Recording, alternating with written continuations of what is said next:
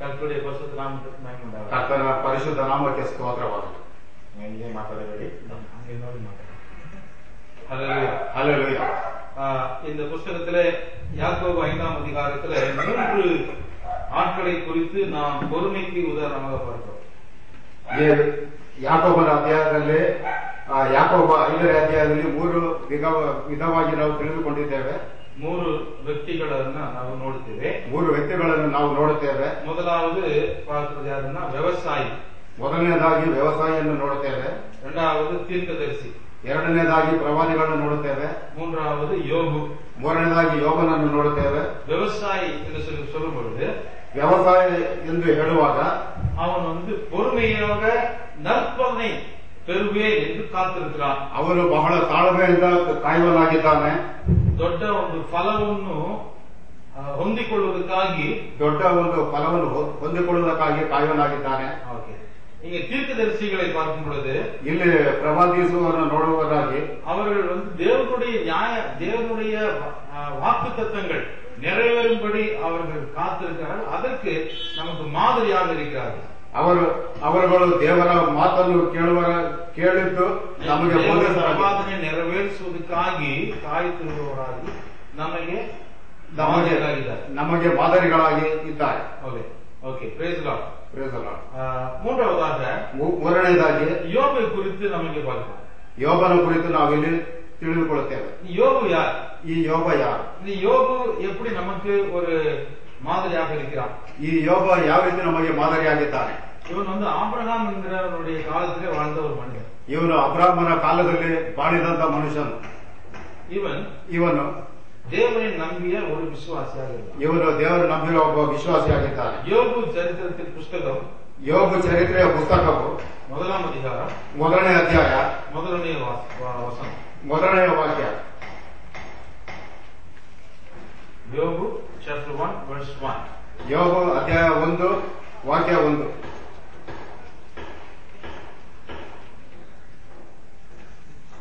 Job chapter 1 verse 1. Is there anybody having Bible in their hands? The land of Uz. In the land of Uz. There lived a man whose name was Job. This man was blameless and upright. He feared God and shunned evil. ಊಚ್ ದೇಶದಲ್ಲಿ ಯೋಬನೆಂಬ ಒಬ್ಬ ಮನುಷ್ಯನಿದ್ದನು. ಅವನು ದೇವರಲ್ಲಿ ಭಯಭಕ್ತಿ ಉಳ್ಳವನಾಗಿ ಕೆಟ್ಟದ್ದನ್ನು ನಿರಾಕರಿಸುತ್ತಾ ನಿರ್ದೋಷಿಯು ಯಥಾರ್ಥ ಚಿತ್ತನು ಆಗಿದ್ದನು. அல்லேலூயா. ಇವನು ಉண்மையான ஒரு மனுஷன், வாழ்ந்த மனுஷன். ಇವನೊಬ್ಬ ನಿಜವಾದ ಬಾಳಿದಂತ ಮನುಷ್ಯನಾಗಿದ್ದನು. ಇವನು ஒரு ஊரிலே வாழ்ந்தான். ಇವನು ಒಂದು ಊರಿನಲ್ಲಿ ಬಾಳಿದವನು. அந்த ஊரிலே ஊஸ் என்று சொல்லக்கூடிய அந்த ஊருக்கு பேர்.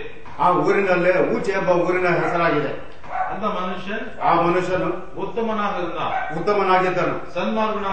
ಸನ್ಮಾರ್ಗಿಯಾಗಿದ್ದನು. தேவனுக்கு பயந்தவனாக இருந்தான். ದೇವರಿಗೆ ಭಯಪಟ್ಟವನಾಗಿದ್ದನು. பொல்லாப்புக்கு ಕೆಟ್ಟದಕ್ಕೆ விலகி போகிற மனுஷனாக இருந்தான். ನಿರ್ದೋಷಿಯಾಗಿ ಯಥಾರ್ಥ ಚಿತ್ತನು ಆಗಿದ್ದನು. ஹல்லேலூயா. இது யாரு சொன்னது? ಇದು ಯಾರು ಹೇಳಿದ್ದು? இந்த மனுஷனை குறித்து அந்த ஊர்காரங்க சொன்னாரு. ಈ ಮನುಷ್ಯನನ್ನು ಕುರಿತು ಊರಿನವರು ಹೇಳಿದರು. அந்த ஊர்ல இருக்கிற ಜನங்களுக்கு மத்தியில, ಆ ಊರಿನವರ ಜನರ ಮಧ್ಯದಲ್ಲಿ ಇವನ್ ಉತ್ತಮ ಮನುಷ್ಯನಾக இருந்தான். ಇವನು ಉತ್ತಮ ಮನುಷ್ಯನಾಗಿದ್ದನು. அந்த மனுஷன் எல்லா அந்த ஊர் ஜனங்களை விட பெரியவனாக இருந்தான். ಆ ಮನುಷ್ಯನು ಬಂದು ಆ ಊರಿನ ಜನರ ಮಧ್ಯದಲ್ಲಿ ದೊಡ್ಡವನಾಗಿದ್ದನು. அப்படின்ற என்ன அர்த்தம்? ಹಾಗಾದ್ರೆ ಅರ್ಥ ಏನಂದ್ರೆ ಕೈ ಕಾಲ பெருசுன்னு ಅರ್ಥ ಇಲ್ಲ. ಕೈಕಾಲು ದೊಡ್ಡದೆಂದಲ್ಲ. ತಲೆ பெருசுன்னு ಅರ್ಥ ಇಲ್ಲ. ತಲೆ ದೊಡ್ಡದೆಂದಲ್ಲ. அவன் பணத்துல பெரிய ஐஸ்வர்ய சம்பந்தனாக இருந்தான். ಅವನು ಹಣದಲ್ಲಿ ದೊಡ್ಡ ಧನವಂತನ ಧನಿಕನಾಗಿದ್ದನು. அவன் மதிப்புல பெரிய ஆளாக இருந்தான். ಅವನು ಮಹತ್ವದಲ್ಲಿ ಬಹಳ ದೊಡ್ಡ ಆಳಾಗಿದ್ದನು. மரியாதையில பெரிய ஆளாக இருந்தான். ಮರ್ಯಾದೆಯಲ್ಲಿ ಬಹಳ ದೊಡ್ಡವನಾಗಿದ್ದನು. அவனுடைய குணாதிசயங்களே பெரிய ஆளாக இருந்தான். ಅವನ ಗುಣಾತಿಶಯದಲ್ಲಿ ಬಹಳ ದೊಡ್ಡವನಾಗಿದ್ದನು. ಜನಗಳು பார்க்கும் பொழுது இவன் பெரிய ஆளுன்னு சொன்னாரு. ಜನರು ನೋಡಿದಾಗ ಇವನು ಬಹಳ ದೊಡ್ಡ ಮನುಷ್ಯ ಅಂತ ಹೇಳುತ್ತಿದ್ದರು. அவனுக்கு குடும்பம் பெரிதாக இருந்தது. ಅವನಿಗೆ ಕುಟುಂಬವು ದೊಡ್ಡದಾಗಿತ್ತು. 7 ಮಗನ್ಗಳು 3 ಮಗள்கள். 7 ಗಂಡು ಮಕ್ಕಳು 3 ಹೆಣ್ಣು ಮಕ್ಕಳು. ಅವನಿಗೆ 7000 ಆಳುಗಳು. ಅವನಿಗೆ 7000 ಆಡುಗಳು, 3000 ಒಟ್ಟಗಗಳು, 3000 ಕತ್ತೆಗಳು ಅಲ್ಲ ಒಂಟೆಗಳು, 500 ಏರ್ ಮಾಡುಗಳು, 500 ಜೋಡಿ ಎತ್ತುಗಳು, 500 ಕழுதைகள், 500 ಹೆಣ್ಣು ಕತ್ತೆಗಳು, மற்றும் மிருக ஜீவன்கள் ಮತ್ತು ಮೃಗಜೀವಿಗಳು அதை பார்த்துக் கொள்ளக்கூடிய வேலைக்காரர்கள் ಅದನ್ನು ನೋಡಿಕೊಳ್ಳುವ ಕೆಲಸಗಾರರು இதெல்லாத்துக்கும் அவன் ஓனர். ಇದೆಲ್ಲದಕ್ಕೂ ಅವನು ತನಿಖನಾಗಿದ್ದನು. அந்த சைடுல அந்த ஊர்ல அந்த தேசத்துல இருக்கிற எல்லா ஜனங்களை விட இவன் எல்லா விஷயத்திலும் பெரிய ஆளாக இருந்தான். ಅಲ್ಲಿರುವ ಎಲ್ಲ ದೇಶ ಜನಗಳಲ್ಲಿ ಇವನು ಮಹಾ ಧನಿಕನಾಗಿದ್ದನು. ஹல்லேலூயா ಹಲ್ಲೆಲೂಯಾ. இந்த மனுஷனை பார்த்து எல்லாத்துக்கும் பொறாமை கூட வரும். ಈ ಮನುಷ್ಯ ನೋಡಿ ಎಲ್ಲರಿಗೂ ಹೊಟ್ಟೆ ಕಿಚ್ಚು ಅಸೂಯೆ ಉಂಟಾಗಿತ್ತು. எல்லாருக்கும் பொறாமை வரும். ಎಲ್ಲರಿಗೂ ಅಸೂಯೆ ಬಂದಿತ್ತು. இந்த மனுஷனை போல நாம் ஆகணுமே, ಈ ಮನುಷ್ಯನಂತೆ ಆಗಬೇಕಲ್ಲೇ, ಇವನ போல நாம் இருக்கணுமே, ಇವನಂತೆ ನಾವು ಇರಬೇಕಲ್ಲವೇ. பெரிய குடும்பம், ಬಹಳ ದೊಡ್ಡ ಕುಟುಂಬ, நிறைய விஷயம் அவனுக்கு தெரியுது, ಅನೇಕ ವಿಷಯಗಳು ಗೊತ್ತಿದೆ, பெரிய ஐஸ்வர்யவான், ಬಹಳ ದೊಡ್ಡ ಐಶ್ವರ್ಯವಂತನು. அவனுடைய குணாதிசயம் ரொம்ப நல்லதா இருக்கு. ಅವನ ಗುಣಾತಿಶಯ ಬಹಳ ದೊಡ್ಡದಾಗಿತ್ತು, ಒಳ್ಳೆದಾಗಿತ್ತು. ಇವನಿடத்துல இன்னொரு விஷயம் என்னன்னா, ಇವನಲ್ಲಿ ಇರುವ ಮತ್ತೊಂದು ವಿಷಯವೇನೆಂದರೆ அவன் கடவுளுக்கு பயந்த மனுஷனாக இருந்தான். ಅವನು ದೇವರಿಗೆ ಭಯಪಟ್ಟುಳ್ಳವನಾಗಿದ್ದನು. ஹல்லேலூயா ಹಲ್ಲೆಲೂಯಾ. கடவுளுக்கு பயந்தவனாக இருந்தான். ದೇವರಿಗೆ ಭಯಪಡುವವನಾಗಿದ್ದನು. கெட்டதுக்கு விலகி சென்றான். ಕೆಟ್ಟದನ್ನು ತಿರಸ್ಕರಿಸಿದ್ದನು. பொல்லாத காரியங்களை பார்த்து நாம் விலகி போவான். ಯಥಾರ್ಥ ಚಿತ್ತನು ಮತ್ತು ನಿರ್ದೋಷಿ ಆಗಿದ್ದನು.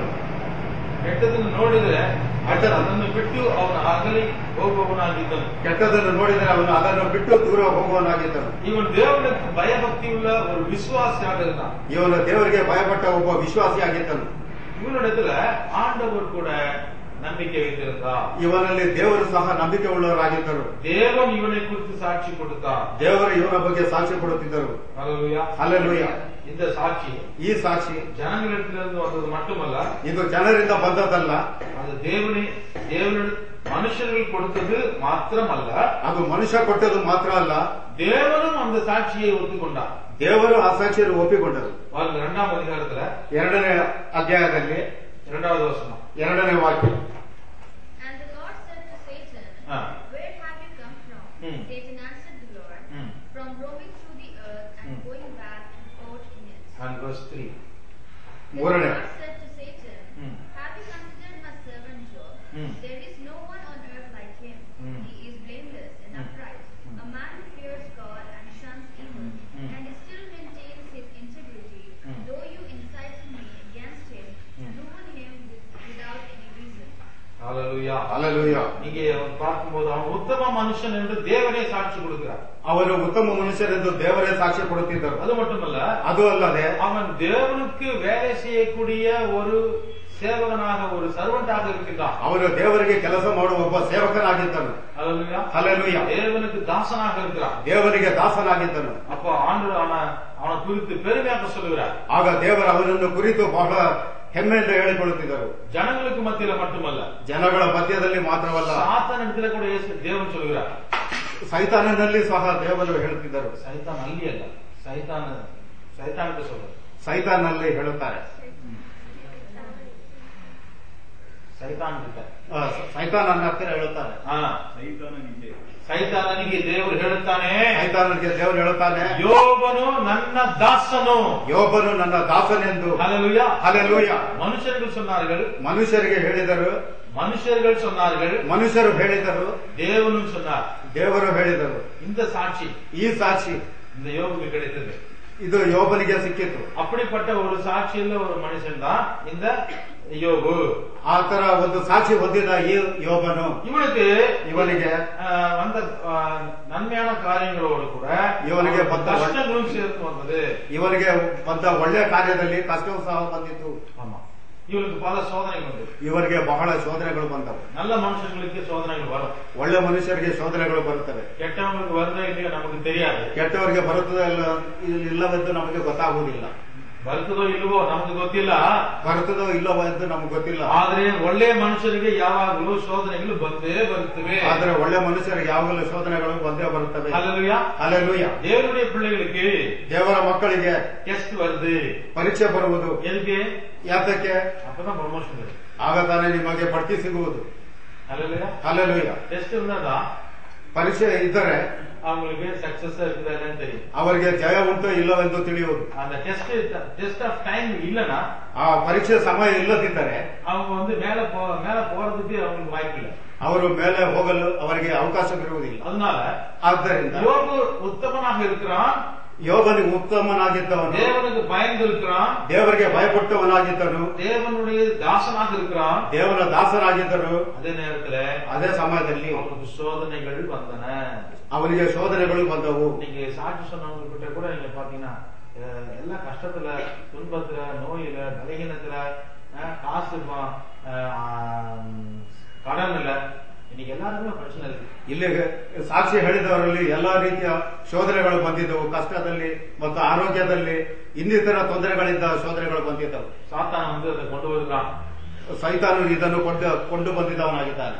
ஆமா, சூழ்நிலைகள் அதை கொண்டு வருது, ಪರಿಸ್ಥಿತಿಯು ಅದನ್ನು ಕೊಂಡು ಬಂದಿತ್ತು. ஜனங்களால நமக்கு மோசங்கள் வருது, ಜನರಿಂದ ನಮಗೆ ಮೋಸಗಳು ಬರುವುದು, நம்முடைய முட்டாள்தனத்தினால கூட நமக்கு பிரச்சனைகள் வந்துருது, ನಮ್ಮ ಮುಟ್ಟಾಳತನದಿಂದ ಸಹ ನಮಗೆ ಪ್ರಶ್ನೆಗಳು ಬರುವುದು, நம்ம மூர்க்கத்தனದಿಂದಲೂ ನಮ್ಮ ಮೂರ್ಖತನದಿಂದಲೂ கஷ்டங்கள் வந்துருது, ಕಷ್ಟಗಳು ಬಂದದ್ದುಂಟು. ஆனா இது ஏன் ஆண்டவர் அனுமதிக்கிறாரு?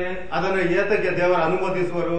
அந்த அந்த கஷ்டத்துக்குள்ள நம்ம கடந்து போகும்போது தான் ಆ ಕಷ್ಟದಲ್ಲಿ ನಾವು ದಾಟುವಾಗ நமக்கு ஆண்டவருடைய பெரிய ஆசீர்வாதத்துக்கு வழி உண்டாகும். ನಮಗೆ ದೇವರ ಕಡೆಯಿಂದ ದೊಡ್ಡ ಆಶೀರ್ವಾದವು ಸಿಗುವುದು. ஹல்லேலூயா. ಹಲ್ಲೆಲೂಯಾ. இப்ப இந்த கஷ்டத்தின் மத்தியில யோபு கிட்ட நம்ம கற்றுக்கொள்ள வேண்டிய ஒரு பாடம், ಈ ಕಷ್ಟದ ಸಮಯದಲ್ಲಿ ಯೋಬನಿಂದ ನಾವು ಕಲಿಯುವಂತದ್ದು ಒಂದು ಪಾಠವಿದೆ. ரெண்டு விஷயம் நான் சொல்ல போறேன். ಎರಡು ವಿಷಯ ಹೇಳುವುದಿದೆ. ಮೊದಲನೆಯದು, யோபுக்கு எந்த மாதிரி கஷ்டங்கள் வந்தது, ಯೋಬನಿಗೆ ಎಂತ ಕಷ್ಟಗಳು ಬಂದವು. ரெண்டாவது, ಎರಡನೇದಾಗಿ அந்த கஷ்டத்துல யோபு கிட்ட இருந்து நாம கற்றுக்கொள்ள வேண்டிய காரியம் என்ன, ಯೋಬನಿಂದ ನಾವು ಕಲಿತುಕೊಳ್ಳುವಂತಹ ಕಾರ್ಯಗಳು ಏನು. இது ரெண்டு காரியம். ಇದು ಎರಡು ಕಾರ್ಯ. யோபுக்கு என்ன நடந்துச்சு, ಯೋಬನಿಗೆ ಏನಂತ ನಡೆಯಿತು, நாம் என்ன அவனிடத்துல கற்றுக்கொள்ள வேண்டும், ನಾವು ಅವನಿಂದ ಏನು ಕಲಿಯಬೇಕಾದದ್ದು.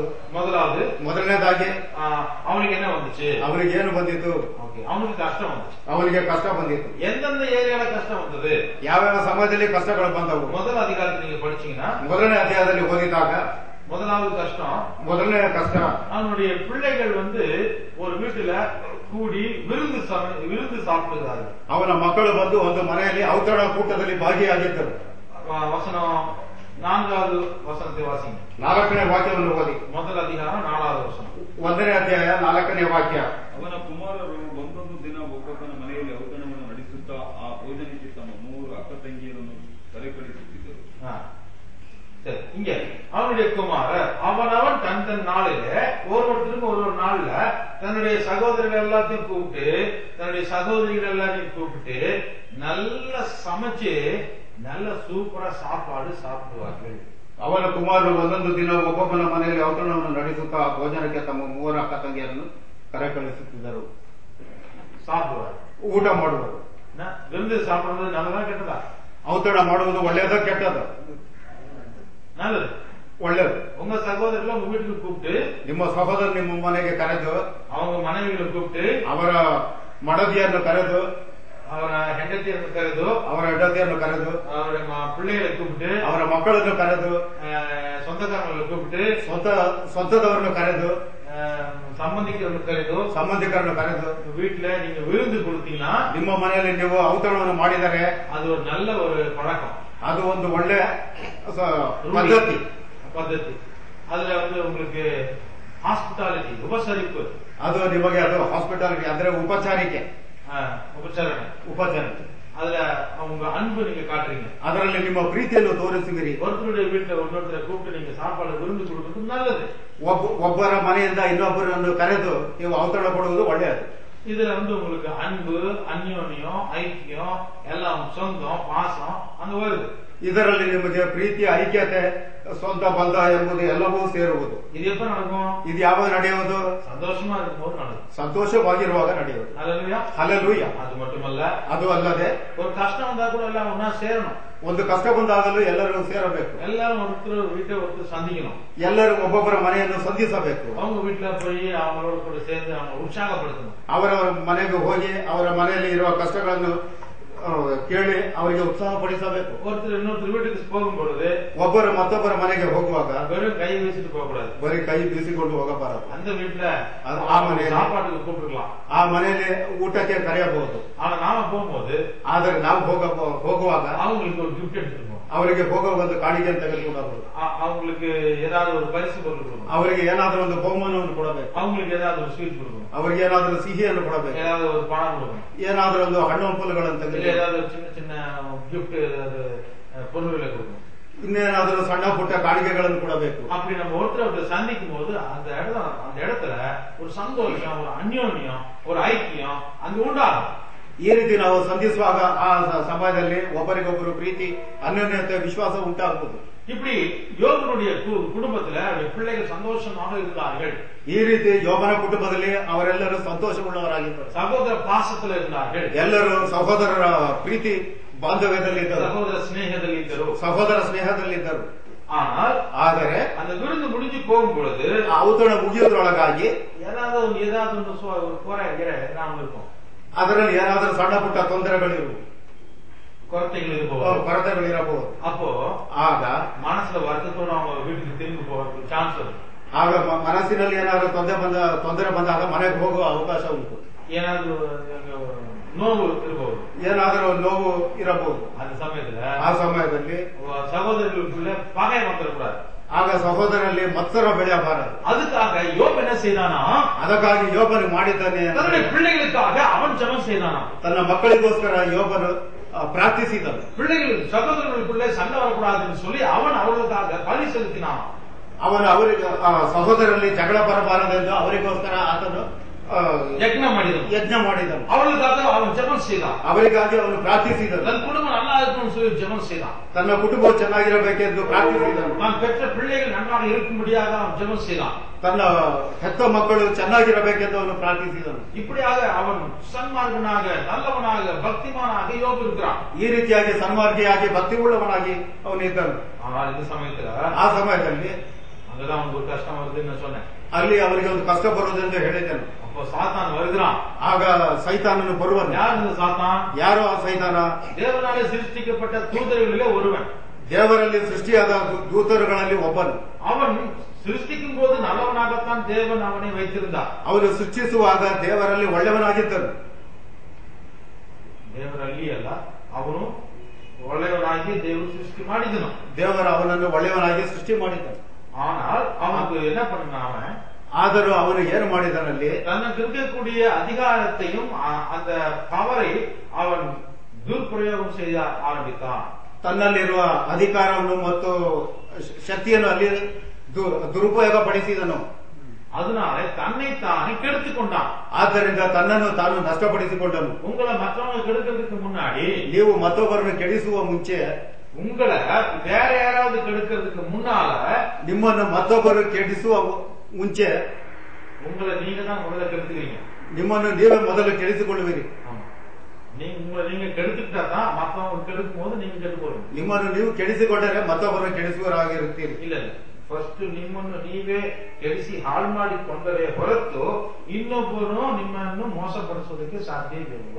ನಿಮ್ಮನ್ನು ನೀವು ಕೆಡಿಸಿಕೊಂಡು ನಷ್ಟಪಟ್ಟರೆ ಹೊರತು ಬೇರೊಬ್ಬರು ಬಂದು ನಿಮ್ಮನ್ನು ಮೋಸಪಡಿಸಲು ಸಾಧ್ಯ ಇಲ್ಲ. ಬೇರೊಬ್ಬರು ಬಂದು ನಿಮ್ಮನ್ನು ಮೋಸಪಡಿಸಲು ಸಾಧ್ಯವಿಲ್ಲ.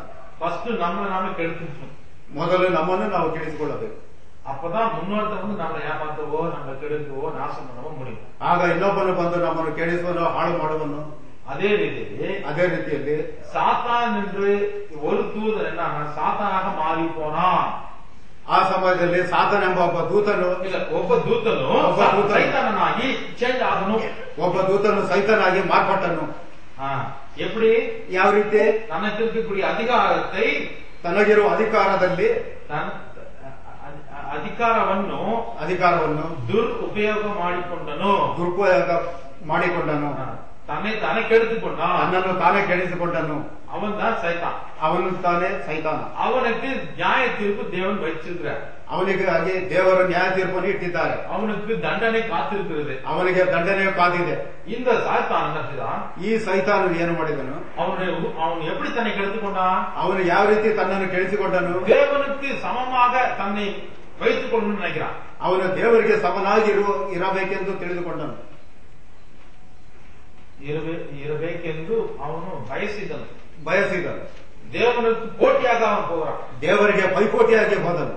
தேவனுக்கு விரோதமாக போகிறான். ದೇವರಿಗೆ ವಿರೋಧವಾಗಿ ಹೋದನು. தேவன் யாரை ஆசீர்வதிக்கிறாரோ அவர்களே அவன் கெடுக்க நினைக்கிறான். ದೇವರು ಯಾರಿಗೆ ಆಶೀರ್ವದಿಸುವರೋ ಅವರನ್ನ ಅವನು ಕೆಡಿಸುವನು. இப்படிப்பட்ட ஒரு அவன் தான் அந்த சைத்தான்.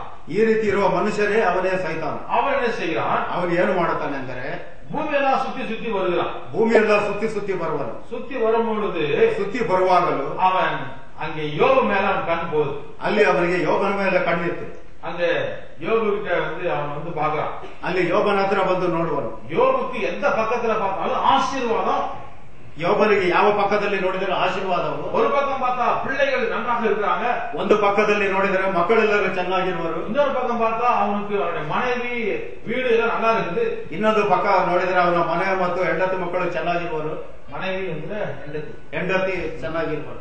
இன்னொரு பக்கம் பார்த்தா அவனுக்கு ஆடு மாடுகளா இருக்குது. ಇನ್ನೊಂದು ಪಕ್ಕ ನೋಡಿದರೆ ಅವನಿಗೆ ಆಡು ಹಸುಗಳು ಇರುವವು. இன்னொரு பக்கம் பார்த்தா அவனுக்கு வயல்காடு தோட்டம் சர்வன்ಸ್ இருக்காங்க. ಇನ್ನೊಂದು ಪಕ್ಕ ನೋಡಿದರೆ ಅವನಿಗೆ ಸೇವಕರು ಗದ್ದೆ ಮತ್ತು ತೋಟ ಹೊಲಗಳು ಇರುವವು. எல்லா சைட்லயுமே தேவனுடைய ஆசீர்வாதம் நிரம்பி இருக்கிற ஒரு மனுஷன். ಎಲ್ಲ ಪಕ್ಕದಲ್ಲಿ ಆಶೀರ್ವಾದ ಹೊಂದಿದವನಾಗಿದ್ದಾನೆ. சுத்தி இருக்கிற ஜனங்கள்லாம் அவனுக்கு மரியாதை கொடுக்குறாங்க. ಸುತ್ತಲಿರುವ ಜನರೆಲ್ಲರೂ ಅವನಿಗೆ ಗೌರವಿಸುವರು. இவ்வளவு எந்த பக்கத்துல பார்த்தாலும் இவனை போல பெரியவன் யாரும் இல்ல. ಯಾವ ಕಡೆ ನೋಡಿದರೆ ಇವನಷ್ಟು ದೊಡ್ಡ ಮನುಷ್ಯರು ಯಾರಿಲ್ಲ. இப்போ இவன் சந்தோஷமா இருக்கிறது சைத்தானுக்கு பிடிக்குமா? ಇವನು ಸಂತೋಷವಾಗಿರುವುದು ಸೈತಾನನಿಗೆ ಹಿಡಿಯುತ್ತದೆಯೇ? இவன் நல்லா இருக்கிறது சைத்தானுக்கு பிடிக்குமா? ಇವನು ಚೆನ್ನಾಗಿರೋದು ಸೈತಾನನಿಗೆ ಹಿಡಿಯುತ್ತದೆಯೇ? என்ன ஆகும் அவனுக்கு? ಏನಾಗುವುದು? வயல் எரியும், ಅವನಿಗೆ ಹೊಟ್ಟೆ ಉರಿಯುವುದು, வயல் நீங்குது, ಹೊಟ್ಟೆ ಉಬ್ಬರಿಸುವುದು, தலையில அவனுக்கு சூடு ஏறுது, ತಲೆಯಲ್ಲಿ ಬಿಸಿ ಆಗುವುದು. அவனுக்கு நல்லா இருந்தா அவனுக்கு பிடிக்காது. ಒಬ್ಬ ಚೆನ್ನಾಗಿದ್ದರೆ ಅವನಿಗೆ ಹಿಡಿಸದು. உடனே என்ன செய்யறான்? ತಕ್ಷಣ ಏನು ಮಾಡುವನು? தேவனுடைய சமூகத்துக்கு போறான். ದೇವರ ಸನಿಹಕ್ಕೆ ಹೋಗುವನು. பரலோகத்துல போயிட்டு ಪರಲೋಕದಲ್ಲಿ ಹೋಗಿ அங்க நின்று கொண்டு ಅಲ್ಲಿ ನಿಂತುಕೊಂಡು ஆண்டவரிடத்துல போய் வாதாடுறான். ದೇವರ ಹತ್ತಿರ ಹೋಗಿ ವಾದಿಸುವನು. 6வது ವಚನ பாருங்க. 6ನೇ ವಾಕ್ಯವನ್ನು ನೋಡಿ. ಒಂದಾನೊಂದು ದಿನ ದೇವದೂತರು ಯೆಹೋವನ ಸನ್ನಿಧಿಯಲ್ಲಿ ಕಾಣಿಸಿಕೊಳ್ಳುವುದಕ್ಕೆ ಬದಲಾಗಿ ಸೈತಾನನ ಅಂದ್ರೆ ಸೈತಾನ ಎಂಬ ಅಪಾದಕ ದೂತನು ಅವರ ಜೊತೆಯಲ್ಲಿ ಬಂದನು. Read verse 6. The Lord said to Satan, Very well, then he is in your hands, but you must spare his life. Chapter 1 verse 6. verse 6. ಒಂದಾನೊಂದು ದಿನ ದೇವದೂತರು ಯೆಹೋವನ ಸನ್ನಿಧಿಯಲ್ಲಿ ಕಾಣಿಸಿಕೊಳ್ಳುವುದಕ್ಕೆ ಬರಲಾಗಿ ಸೈತಾನನು ಎಂಬ ಆಪಾದಕ ದೂತನು ಅವರ ಜೊತೆಯಲ್ಲಿ ಬಂದನು. தேவனுடைய சமூகத்துக்கு போயிட்டான். ದೇವರ ಸನ್ನಿಧಕ್ಕೆ ಹೋದನು. அங்க ஆண்டவர் கேட்கிறார், ಅಲ್ಲಿ ದೇವರು ಕೇಳಬೇಕು, சாத்தானே ಸಾತಾನೆ நீ எங்கிருந்து வர்ற? ನೀನು ಎಲ್ಲಿಂದ ಬರುವಿ? அப்ப சாத்தான் என்ன சொல்றான்? ಆಗ ಸೈತಾನನು ಏನ್ ಹೇಳುವನು? ನಾನು ಭೂಮಿಯೆல்லாம் சுத்தி சுத்தி சுத்தி சுத்தி சுத்தி பார்த்தேன். ನಾನು ಭೂಮಿಯೆಲ್ಲ ಸುತ್ತಿ ಸುತ್ತಿ ನೋಡಿದೆನು. எல்லாம் சுத்திட்டு வரேன். ಎಲ್ಲ ಸುತ್ತಿ ಬರುವೆನು. சாத்தானுக்கு என்ன வேலை? ಸಾತಾನ ಏನು ಕೆಲಸ? ஊர் சுத்துற ಕೆಲಸ. ಊರು ಸುತ್ತುವ ಕೆಲಸ. அவன் தேவனுக்கு சித்தத்தை செய்ய மாட்டான். ಅವನು ದೇವರ ಚಿತ್ತವನ್ನು ಮಾಡುವುದಿಲ್ಲ. தேவனுடைய வேலையை அவன் செய்ய மாட்டான். ದೇವರ ಕೆಲಸವನ್ನು ಮಾಡುವುದಿಲ್ಲ. ஆனால் ரொம்ப பிஸியா இருப்பான். ಆದರೆ ಯಾವಾಗಲೂ ಬಹಳ ಗಡಿಬಿಡಿಯಲ್ಲಿರುವನು. ரொம்ப ಬ್ಯುಸಿಯಲ್ಲಿರುವನು. டைமே இருக்கு. ಅವನಿಗೆ ಸಮಯವೇ ಇಲ್ಲ. இப்ப 10 நிமிஷத்துக்கு முன்னாடி தான் அங்க இருந்தா, இப்ப பார்த்தா இங்க இருந்தா 5 நிமிஷம் எங்க இருப்பான்னு தெரியாது. ಈಗ ಸ್ವಲ್ಪ ಸಮಯದ ನಂತರ ಅಲ್ಲಿ ಇರುವನು, ಇಲ್ಲಿ ಇರುವನು, ಮತ್ತೊಂದು ಸಮಯದಲ್ಲಿ ಎಲ್ಲಿರುವನು ಎಂದು ತಿಳಿಯದು. Full busy.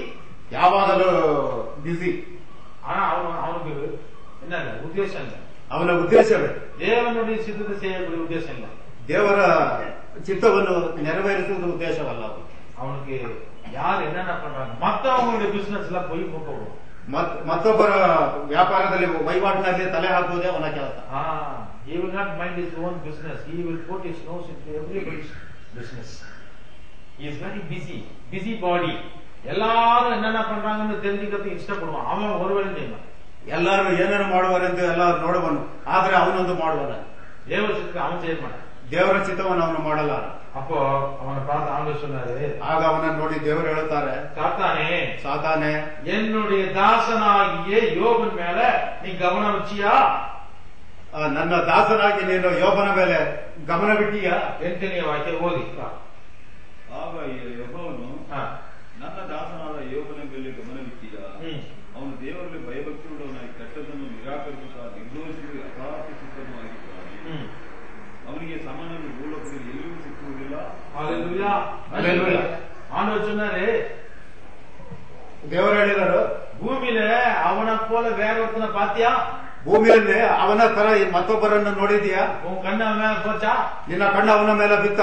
அப்போ அதுக்கு சாத்தான் சொன்னா, ಅದಕ್ಕೆ ಸಾತಾನ ಹೇಳಿದನು, சும்மாவா யோகமே ஆராதிக்கிறாண்டவரே, ಸುಮ್ಮನೆ ಆರಾಧಿಸುವರು, சும்மாவா உண்மை ஆராதிக்கிறான், ಸುಮ್ಮನೆ ನಿನ್ನನ್ನು ಆರಾಧಿಸುವರು, யோக விருதாவாகவா தேவனுக்கு பயந்து நடக்கிறான்.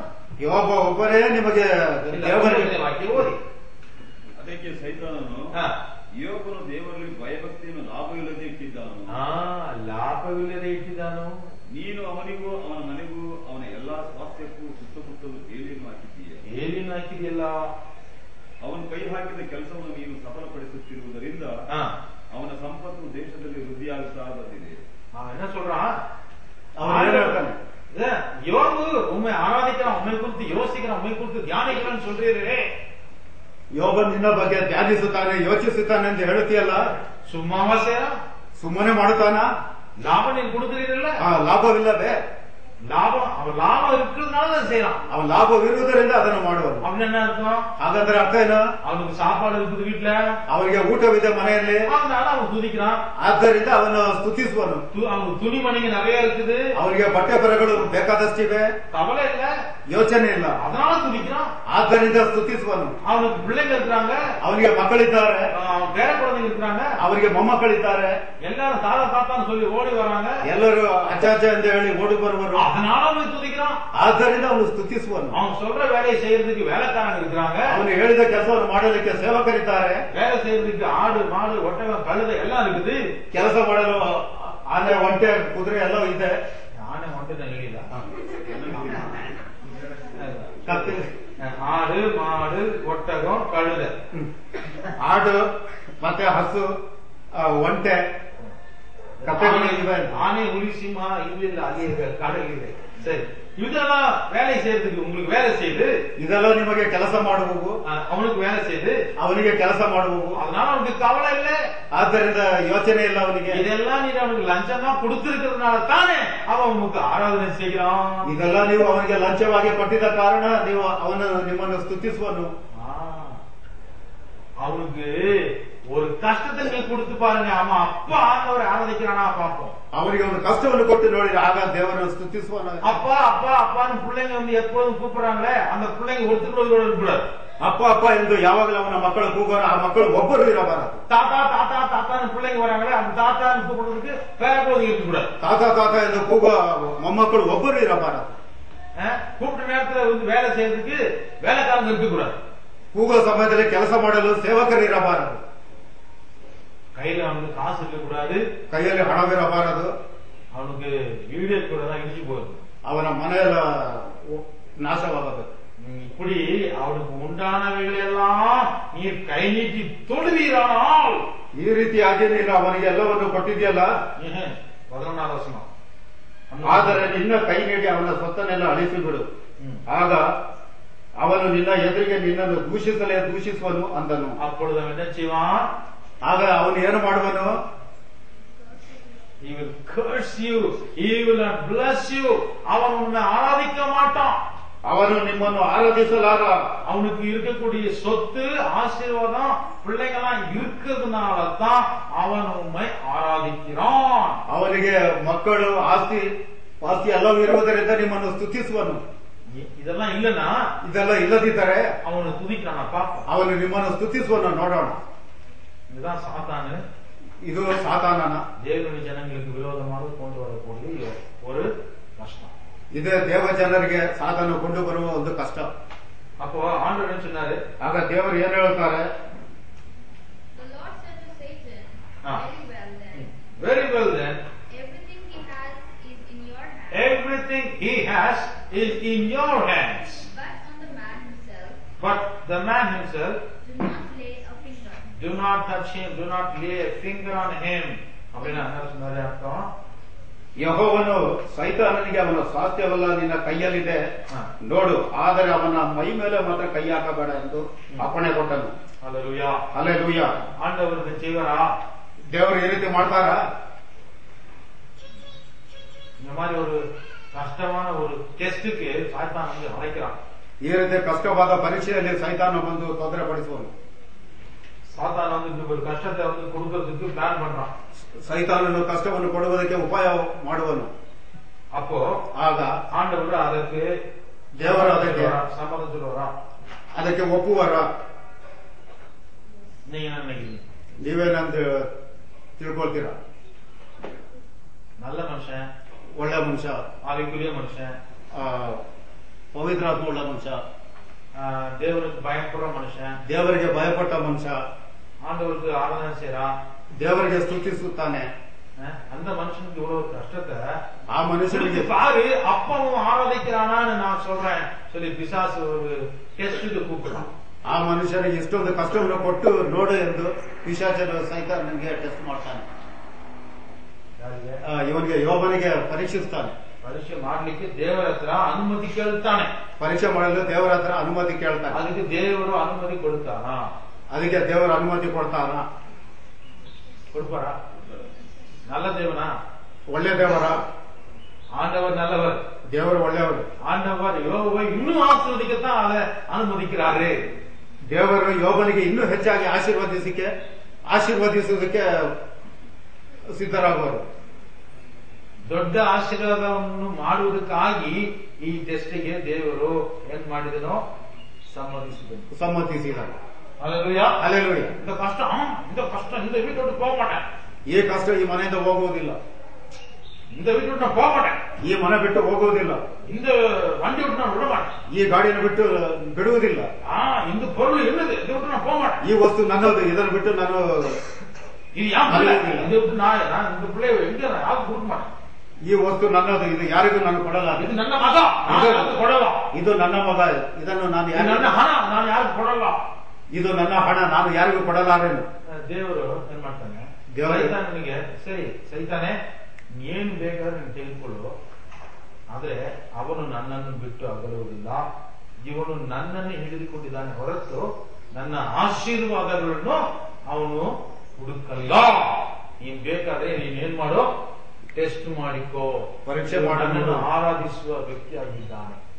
Hallelujah, hallelujah, hallelujah, hallelujah.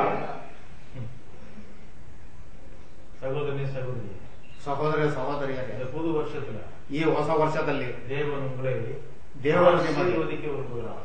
ದೇವರು ನಿಮಗೆ ಆಶೀರ್ವದಿಸುವರು, ஆசீர்வதிக்க விரும்புகிறார், ಆಶೀರ್ವದಿಸಲು ಇಷ್ಟಪಡುವರು, ಇಷ್ಟಪಡುತ್ತಾನೆ. ಆனா அந்த உங்களுக்கு ஆசீர்வாதம் போதும்னு நினைச்சீங்கன்னா, ಆದರೆ ನಿಮ್ಮಲ್ಲಿರುವ ಆಶೀರ್ವಾದ ಹೋಗುವುದೆಂದರೆ போதும் நினைச்சா ಹೋಗುವುದೆಂದು ನೆನೆಸಿದರೆ போதும் அப்படின்னா ಸಾಕು ಅಂತ ಎನಿಸಿದರೆ, ಸಾಕು ಎಂದು ನೆನೆಸಿದರೆ ನಿಮಗೆ ಬೇರೆ ಟೆಸ್ಟ್ ಏನು ಬೇಕಾಗಿಲ್ಲ, ಬೇರೆ ಯಾವ ಪರೀಕ್ಷೆ ಬೇಕಾಗಿಲ್ಲ. ಇದಕ್ಕಿಂತ ದೊಡ್ಡ ಆಶೀರ್ವಾದ ನನಗೆ ಬೇಕಾದ್ರೆ, ಇದಕ್ಕಿಂತ ದೊಡ್ಡ ಆಶೀರ್ವಾದ ಬೇಕಾದರೆ ನೀವು ಟೆಸ್ಟ್ಗೆ ನೀವು ಸಿದ್ಧರಾಗಿ, ನೀವು ಪರೀಕ್ಷೆಗೆ ಸಿದ್ಧರಾಗಿ. அல்லேலூயா, ಹಲ್ಲೆಲೂಯಾ. உங்களுக்கு ಟೆಸ್ಟ್ ಆರ್ಡರ್ கொடுத்துதான் ನಿಮಗೆ ಈ ಪರೀಕ್ಷೆಯನ್ನು ಕೊಟ್ಟಿದ್ದರು, ಕೊಟ್ಟಿದರೆ ಹೊರತು ನಿಮಗೆ ದೊಡ್ಡ ಆಶೀರ್ವಾದ ಸಿಗಲ್ಲ, ಕೊಟ್ಟಿದ್ದರ ಹೊರತು ನಿಮಗೆ ದೊಡ್ಡ ಆಶೀರ್ವಾದ ದೊರೆಯುವುದಿಲ್ಲ. ಆ ಟೆಸ್ಟ್ ಅಲ್ಲಿ ನೀವೇನ್ ಮಾಡಬೇಕು? ಆ ಪರೀಕ್ಷೆಯಲ್ಲಿ ನೀವೇನು ಮಾಡಬೇಕು? ಯಾವುದು ನಿಮ್ಮನ್ನು ಬಿಟ್ಟು ಹೋದ್ರೂ ಪರವಾಗಿಲ್ಲ, ದೇವರನ್ನು ಮಾತ್ರ ಹಿಡಿದುಕೊಳ್ಳಿ. ಯಾವುದು ಬಿಟ್ಟು ಹೋದರೂ ಪರವಾಗಿಲ್ಲ, ದೇವರನ್ನು ಮಾತ್ರ ಭದ್ರವಾಗಿ ಇಟ್ಟುಕೊಳ್ಳಿ. ನೀವು ಕನ್ನಡ ಕಲಿತೀರಾ? ತಮ್ಮ ಕಲಿತೀರಾ? அல்லேலூயா, ಹಲ್ಲೆಲೂಯಾ. ஓகே. இந்த டெஸ்ட்ல ಈ ಪರೀಕ್ಷೆಯಲ್ಲಿ எல்லாமே நம்ம விட்டு போகணும்னு சொல்லிதான் நமக்கு ஆண்டு கற்றுக் கொடுக்குறாரு. ಎಲ್ಲವೂ ಬಿಟ್ಟು ಹೋಗುವುದೆಂದು ದೇವರು ನಮಗೆ ಹೇಳುವರು, கற்றுக் கொடுக்குறாரு, ಕಲಿಸಿ ಕೊಡುವರು. அல்லேலூயா, ಹಲ್ಲೆಲೂಯಾ. யோபுவை ஆண்டவர் ஆசீர்வதிக்கத்தான் நினைக்கிறார். ಯೋಬನಿಗೆ ದೇವರು ಆಶೀರ್ವದಿಸಲಿಕ್ಕೆ ದೇವರು ಇಷ್ಟಪಡುತ್ತಾನೆ, ಆಶೀರ್ವದಿಸಲಿಕ್ಕೆ ದೇವರು ಇಷ್ಟಪಡುತ್ತಾನೆ. ಆದರೂ ದೇವರು ಈ ಟೆಸ್ಟ್ಗೆ ಅನುಮತಿ ಕೊಡುತ್ತಾನೆ, ಆದರೂ ದೇವರು ಈ ಪರೀಕ್ಷೆಗೆ ಅನುಮತಿ ಕೊಡುತ್ತಾರೆ. ஓகே. இப்போ இந்த டெஸ்ட்ல என்னாச்சுன்னா, ಈ ಪರೀಕ್ಷೆಯಲ್ಲಿ ಏನಾಯ್ತಂದರೆ ಮೊದಲು ಅವರ பிள்ளைகள் சாகிறார்கள், ಮೊದಲು ಅವರ ಮಕ್ಕಳು ಸಾಯುವರು, செத்தார்கள், ಸತ್ತಿದ್ದಾರೆ, ಸತ್ತರು, வீடு இடிந்து போச்சு, ಮನೆಯು ನಾಶವಾಯಿತು, அவனுடைய ஆடு மாடுகள் கழுதைகள் எல்லாம் பக்கத்து ஊர்க்காரங்க வந்து எடுத்துட்டு போயிட்டாங்க, ಅವನ ಆಡು ಮತ್ತು ಒಂಟೆ ಎತ್ತುಗಳು ಪಕ್ಕದ ಊರಿನವರು ತೆಗೆದುಕೊಂಡು ಹೋದರು, அவனுடைய வேலைக்காரர்கள் எல்லாத்தையும் கொன்று போட்டு விட்டார்கள், ಅವನ ಸೇವಕರನ್ನೆಲ್ಲರೂ ಕೊಂದರು. இப்போ அவன் கூட ஒரே ஒருத்தன் தான் இருக்கான். ಈಗ ಅವನ ಜೊತೆ ಒಬ್ಬನೇ ಇದ್ದಾನೆ. ಒಬ್ಬಳೇ ಇದ್ದಾಳೆ. ಅದು ಯಾರೆಂದರೆ மீதிருக்கிற உயிரெழுக்கிறதுக்கு ವಯಸ್ಸು. ಅದು ಅವನ ಜೊತೆಯಲ್ಲಿರುವ ಅವನ ಉಳಿದಿರುವ ಜೀವವನ್ನು ತೆಗೆಯಲಿಕ್ಕೆ ಅವನ ಹೆಂಡತಿ ಮಾತ್ರ ಬಿಟ್ಬಿಟ್ಟಿದ್ದಾನೆ. ಅವನ ಹೆಂಡತಿಯನ್ನು ಮಾತ್ರ ಬಿಟ್ಬಿಟ್ಟಿದ್ದಾನೆ. ಹೆಂಡತಿಯರು ಇಲ್ಲ, ಒಬ್ಬಳೇ. ಅವಳನ್ನು ಮಾತ್ರ ಏನ್ ಮಾಡಿಲ್ಲ, ಮುಟ್ಟಲಿಲ್ಲ, ತೆಗೆಯಲಿಲ್ಲ. ಯಾಕೆಂದ್ರೆ ಅವಳು ಇದ್ರೆ ಅವನಿಗೆ ಇನ್ನೂ ಕಷ್ಟ ಜಾಸ್ತಿ ಕೊಡ್ತಾಳೆ, ಹೆಚ್ಚಿಗೆ ಕೊಡ್ತಾಳೆ. ನೀ ಶಪಿಸ್ಬಿಡು, ದೇವರು ಶಪಿ ಎಂದು ಹೇಳ್ತಾನೆ. ದೇವರನ್ನು ಶಪಿಸು ಎಂದು ಹೇಳುತ್ತಾಳೆ. அல்லேலூயா. உயிரை எடுக்கிறதுக்கு ஒருத்தையும் மட்டும் விட்டுட்டு மீதி எல்லாத்தையும் எடுத்துட்டான். ನಿನ್ನ ಜೀವವನ್ನು ತೆಗೆಯಕ್ಕೆ ಒಬ್ಬಳನ್ನು ಬಿಟ್ಟು ಮತ್ತೊಬ್ಬರು ಎಲ್ಲರನ್ನು ತೆಗೆದನು. அப்பொழுது யோபு என்ன செய்தானா? ಆ ಸಮಯದಲ್ಲಿ ಯೋಬು ಮಾಡಿದ್ದಾನೆ ಅಂದರೆ ಏನು ಮಾಡಿದನು? ஆத்திரப்பட்டு ಅವಸರಪಟ್ಟು வீடு கட்டினவன் மேல கேஸ் போட்டு, ಮನೆ ಕಟ್ಟಿದವನ ಮೇಲೆ ಕೇಸನ್ನು ಹಾಕಿ, பக்கத்து ஊருக்காரன் சண்டைக்கு போய், ಪಕ್ಕದ ಮನೆಯವನ ಜೊತೆ ಜಗಳ ಮಾಡಿ, பக்கத்து ஊருக்காரன் சண்டைக்கு போய், ಪಕ್ಕದ ಊರಿನಲ್ಲಿ ಜಗಳ ಮಾಡಿ, தேவனுக்கு விரோதமாக அவனுக்கு சாபம் கொடுக்கல, ದೇವರ ವಿರೋಧವಾಗಿ ಶಾಪ ಕೊಟ್ಟಲಿಲ್ಲ. அவன் ಅವನು ತಾಳ್ಮೆಗೊಳ್ಳವನಾಗಿದ್ದನು, ಸಹಿಸಿಕೊಂಡಿದ್ದ. ನಷ್ಟತೆ ಎಲ್ಲ ಸಹಿಸಿಕೊಂಡು, ಆ ನಷ್ಟವನ್ನು ಎಲ್ಲ ಸಹಿಸಿಕೊಂಡಿದ್ದರು. ஒரே நாள்ல 10 பணம், ಒಂದೇ ದಿವಸ 10 ಹೆಣ, ಎಲ್ಲ ಅವನು பெத்த பிள்ளைகள், ಎಲ್ಲ ಅವನ ಹೆತ್ತ ಮಕ್ಕಳುಗಳು. எப்படி இருந்திருக்கு நமக்கு? ಯಾವ ರೀತಿ ಇರಬಹುದು ಅವನಿಗೆ? காடுகள் எல்லாம் பயிரெல்லாம் எரிஞ்சு போச்சு, ಕಾಡುಗಳಲ್ಲಿ ಎಲ್ಲ ಹೊಲಗದ್ದೆಗಳಲ್ಲಿ ಎಲ್ಲ ಪೈರುಗಳೆಲ್ಲ ನಾಶವಾದವು, ಎಲ್ಲ தீ வச்சு கொளுத்திட்டான், ಎಲ್ಲ ಬೆಂಕಿ ಹಾಕಿ ಸುಟ್ಟ, வீட்டை இடிச்சிட்டாங்க, ಮನೆಯನ್ನು ನಾಶ ಮಾಡಿದರು, வேலைக்காரನ செத்துட்டான், ಕೆಲಸಗಾರ ಸತ್ತರು. அப்ப அந்த வேலைக்காரனுடைய குடும்பத்தெல்லாம் இன்சூரன்ஸ் கேட்டுப்பாங்க, கொடு என் புருஷன் முட்டை வேலை செஞ்சா இப்ப எனக்கு பணம் கொடு. ಆ ಕೆಲಸ ಮಾಡುವ ಮನೆಯವರೆಲ್ಲ ಬಂದು ಇನ್ಶೂರೆನ್ಸ್ ಬಗ್ಗೆ ಕೇಳುತ್ತಾರೆ, ನನಗೆ ಹಣ ಕೊಡಿ ಎಂದು. ನಮ್ಮ ಗಂಡನ ನಿಮ್ಮ ಜೊತೆಲಿ ಕೆಲಸ ಮಾಡಿದ್ನಲ್ಲ, ಈಗ ನಿಮ್ಮ ಕೆಲಸದಲ್ಲಿರುವಾಗ ಸತ್ತೋಲ್ಲ, ಈಗ ನಮಗೆ ಸೆಟಲ್ಮೆಂಟ್ ಮಾಡು, 2 ಲಕ್ಷ ರೂಪಾಯಿ ಕೊಡು ಪ್ರತಿಯೊಬ್ಬರಿಗೆ, ಎಲ್ಲ ಭಾರ ಮೇಲೆ